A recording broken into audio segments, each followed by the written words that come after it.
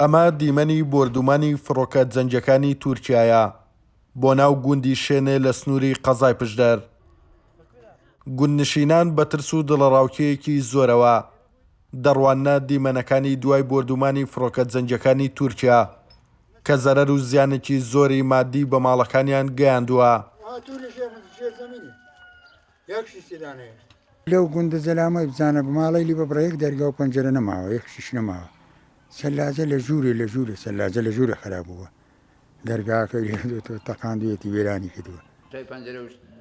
ئەو دەرگە گەورەی دەرپەڕاندوەتانێ گەتارەکەی لێیدا ئەو پرنجکانە لەو دەرگایەوە هاتن، منداڵەکانم لێرە بوون لە ترسان خۆیان دێرە هاوێت بوو، خۆی ڕحمکردویان نەکەوتن هەتا تای ئەو سارێ هاتن چابوو سارەکەشی نەگرت و منداڵەکانی نەگرتمەوە ئیتە یارەکەنە کاکە ژۆیە خشتیشیمان نماوە شوشە پەنجەرە دەرکە هەموو شتێکی دەپەڕاندوە ئەو دەرگا ژێر زەمینە گەورەیەوە تا پەڕاندوێتی خوای ڕحم کرد بۆ خۆمان دەرچوین و زەرد و زیانێکی زۆریشمان پێگەیشتووە.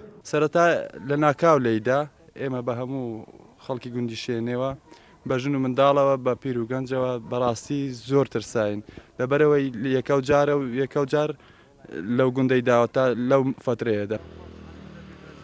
بەڕێوەبەری ناحیەی هەڵشۆ دەڵێت فڕۆکە جەنگەکانی تورکیا 4 جار بردومانی گوندی شوێنیان کردووە کە هیچ زیانێکی گیانی لە بردومانەکەدا نەبووە جگە لە زەرەری مادی. فڕۆکە جەنگەکانی تورکیا بردومانی سنووری گوندی شوێنیان کردووە. دیارە ئەو بردومانکردە چەند جارێک بە دوای یەکدا بووە.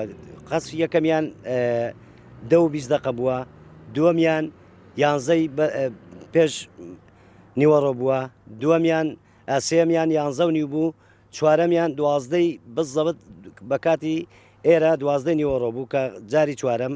مجمەلی هەموو بردومانەکە 8 ساڕوخی ئاراستی ئەو شوێنە کردووە. زەرەری مادی سەرجەم ماڵەکانی شوێنێ شوشەکانیان شکاوە، شوشەی پەنجەرەکانیان بە کاملی شکاوە، دەرگاکانیان خراپبووە، خانوەکانیان تەقیون. خۆشبەختانە هیچ زیانێکی گیانی لە نەتیجەی بردومانەکە ڕووی نەداوە. ئەمە یەکەمین جار نییە فڕۆکە جەنگەکانی تورکیا هاوڵاتیانی مەدەنی و ماڵ و موڵکی گوندنشینانی هەرێمی کوردستان بکاتە ئامانج کە دوای هەموو بردومانەکانیش زیانی گیانی و مادی لە دوای خۆی جێهێشتووە. توانە عومەر، کورسات نیوز، گوندی شوێنێ.